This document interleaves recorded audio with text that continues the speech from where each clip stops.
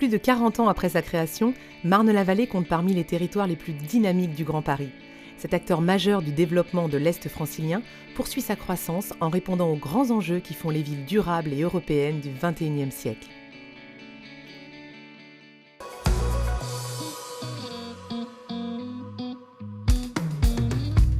Les attentes des Franciliens en matière de logement ne faiblissent pas. C'est pourquoi les efforts des acteurs de Marne-la-Vallée sont à la hauteur de cette attente. En 2015, 2350 nouveaux logements ont été engagés par les 2 établissements publics sur l'ensemble du territoire.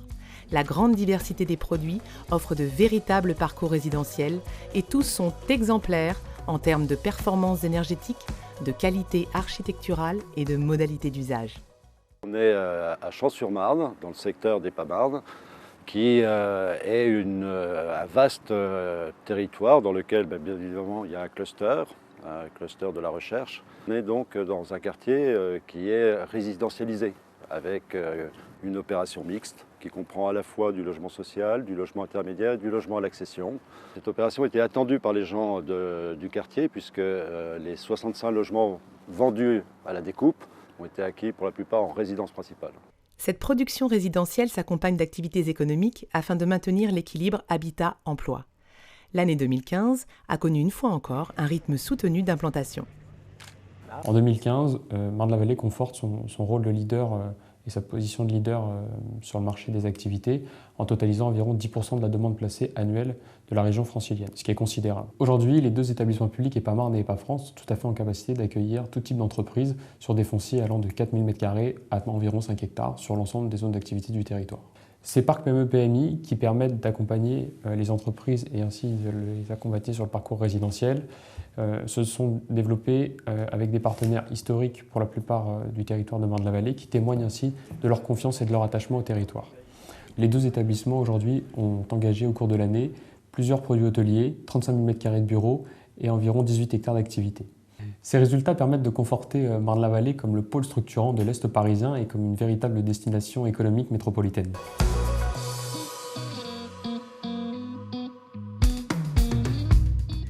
Depuis plus de 40 ans, le développement durable est au cœur des projets urbains de Marne-la-Vallée. Poursuivant cette tradition, le territoire est aujourd'hui à la pointe de l'innovation. Son ambition ? Être une ville européenne du XXIe siècle qui répond aux besoins d'aujourd'hui tout en s'inscrivant dans le long terme et en s'adaptant aux nouvelles attentes des citoyens. Aujourd'hui, le niveau de performance énergétique des projets résidentiels développés par les EPA est supérieur à la RT 2012 et des opérations pilotes sont en cours pour dépasser cet objectif. Demain, le premier Smart Grid en France couplant réseau électrique et thermique verra le jour à la Cité des Cartes. À travers un nouveau paradigme de copropriété énergétique à l'échelle de 100 000 m² de bâtiments, le projet des Cartes 21, retenu comme démonstrateur industriel pour la ville durable, développera l'autoconsommation et la mutualisation dans une logique de réduction de l'empreinte énergétique.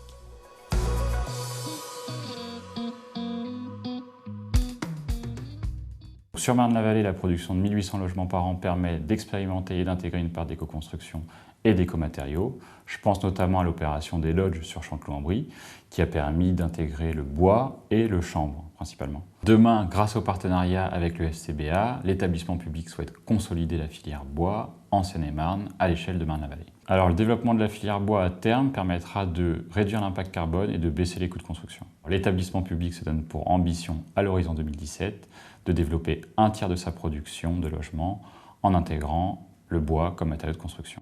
Nous avons un projet en particulier avec l'EPA, ce qui est celui de construire ou de lancer un programme qui sera à la fois bois, qui sera BEPOS et qui sera BIM, c'est-à-dire l'introduction du numérique dans le bâtiment sur la zone de Chanteloup. Et sur cet espace, donc, on voudrait réaliser 62 logements qui soient exemplaires dans ce domaine-là. Mais bien sûr, nous avons aussi le projet de fertiliser nos collègues de l'EPA de façon à ce qu'ils soient encore plus performants et compétents sur le domaine du bois, des matériaux biosourcés, pour lequel il y a de l'expertise dans cette maison.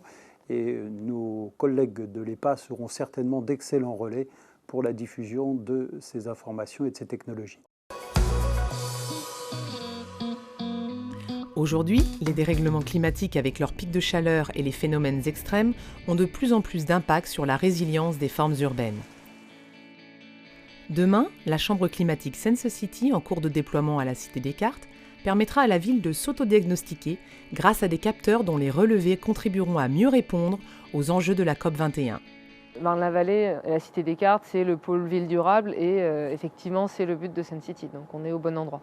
Ce que vous avez ici, c'est la première phase de Sense City. C'est le premier démonstrateur Sense City. La question, c'est d'être capable de rendre la ville capable de se mesurer elle-même. L'idée, c'est si on positionne dans la ville des capteurs qui sont capables de mesurer les performances énergétiques du bâtiment, le passage des véhicules sur la route. Ensuite, on est capable de comprendre les phénomènes urbains et de les améliorer, donc de faire que la ville fonctionne mieux. Aujourd'hui, la vie urbaine connaît un grand bouleversement grâce au numérique et aux nouvelles technologies. Smart grid, bâtiments connectés, domotique, la ville de demain devra évidemment les intégrer. Pour faciliter les processus de conception, de construction et d'exploitation des ouvrages, les EPA passent à l'ère du bâtiment 2.0. Demain, tous les projets seront conçus en BIM. L'EPA a décidé de se lancer dans cette entreprise du BIM parce qu'il s'agit d'une nouvelle technologie innovante et intéressante qui va nous permettre de faire une ville durable et intelligente de demain. Aujourd'hui, les expérimentations que nous menons avec le CSTB sur Chanteloup-en-Brie, Bussy-Saint-Georges et Descartes à Champs-sur-Marne vont nous permettre de travailler plus intelligemment, plus durablement sur le territoire de Marne-la-Vallée.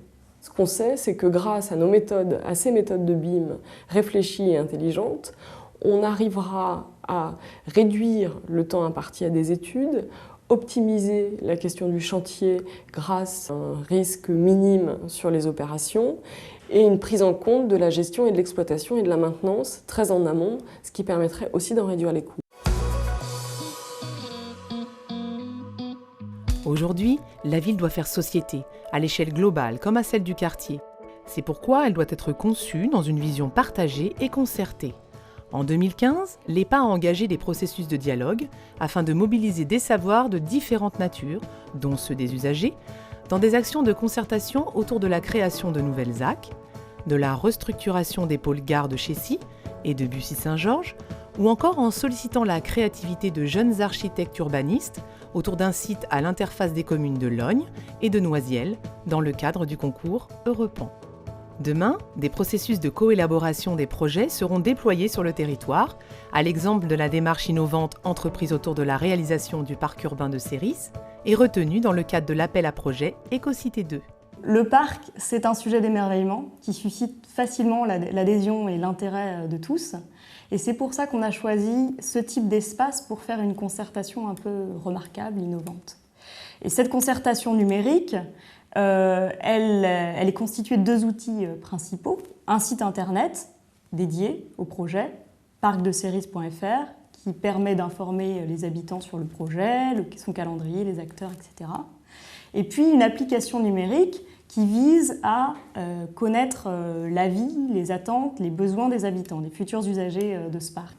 Avec toute cette matière qu'on aura réunie et récupérée, on va réaliser ce qu'on appelle un cahier des charges citoyen qui regroupe toutes les attentes des futurs usagers du parc et qui sera annexé au cahier des charges de consultation de maîtrise d'œuvre. C'est-à-dire que le futur concepteur devra tenir compte des attentes et de ce cahier des charges citoyen.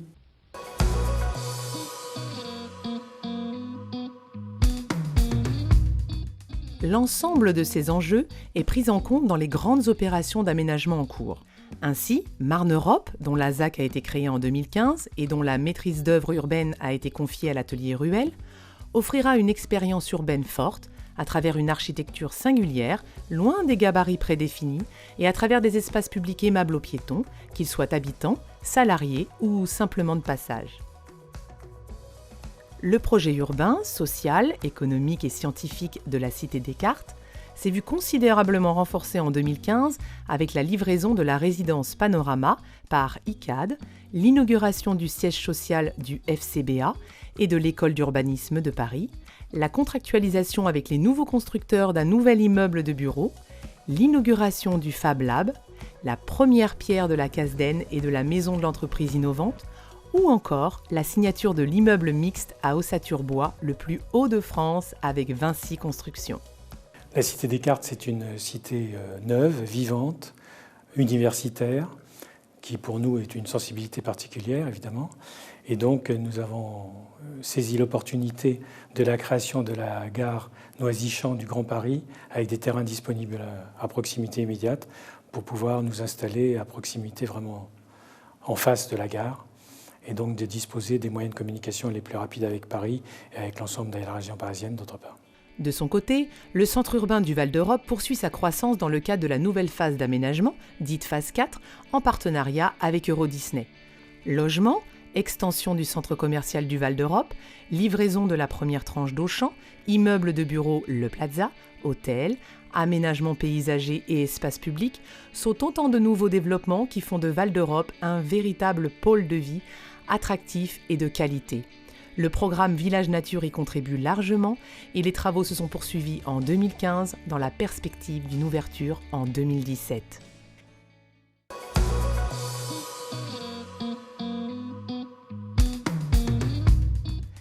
Les établissements publics se réinventent pour continuer d'innover dans la manière de co-construire leurs projets avec tous les acteurs du territoire et atteindre leurs ambitions.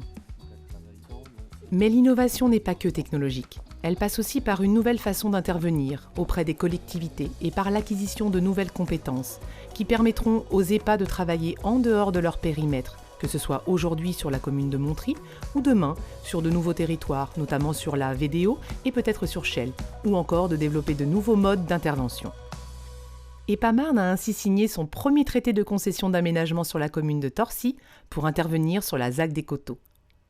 Cette nouvelle manière d'intervenir sur son territoire permet à l'établissement d'établir de nouvelles relations avec les collectivités en s'appuyant sur les volontés locales de développement. Ce projet d'entreprise repose sur l'engagement de tous les salariés qui participent activement à la transformation de leur établissement.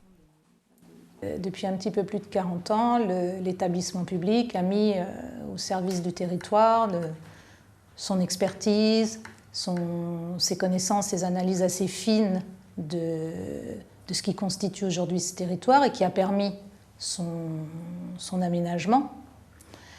Et la réflexion en cours s'intègre dans un processus un petit peu plus large d'évolution qu'on voit aujourd'hui. Et l'établissement public a décidé de se positionner et de mettre au service des collectivités, soit sur notre territoire, soit à l'extérieur de notre territoire, justement ce qu'il a pu capitaliser pendant toutes ces années. Les établissements publics font évoluer leurs pratiques sur tous ces sujets pour poursuivre le développement de ce territoire et demeurer au service des élus et de leurs administrés.